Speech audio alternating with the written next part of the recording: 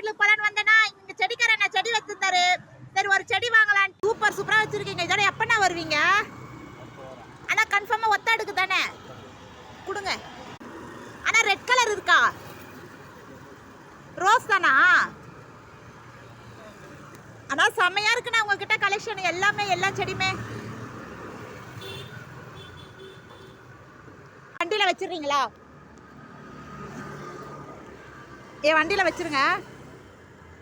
நான் காசு வேற என்னென்ன செடி நான் வச்சிருக்கீங்க? என்கிட்ட பைசா வேற எடுத்துட்டு வரல. சரி சரி, இதோட இந்த பக்கம் எப்பண்ணா வருவீங்க? சரி அடுத்த வாரம் இதே டைமுக்கு வரட்டா?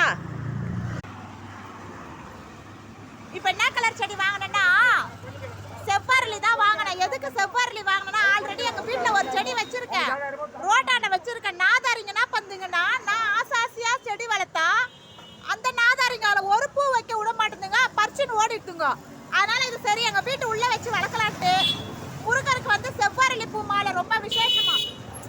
ஒரு மழை 40 ரூபான்னு விற்குது பூக்காரக்கா. அதுக்கு தான் வாங்கினேன். பாய். எங்கள் அம்மா வேற திட்டாங்க ஹாஸ்பிட்டலாண்ட இருக்கு. பாய்ண்ணா. இந்த அண்ணா இந்த செடி பாருங்க எவ்வளோ அழகழகா இருக்கு. ஆனால் செம்மையா இருக்குண்ணா. இந்த அண்ணா கிட்ட செடி செம்மையா இருக்கு.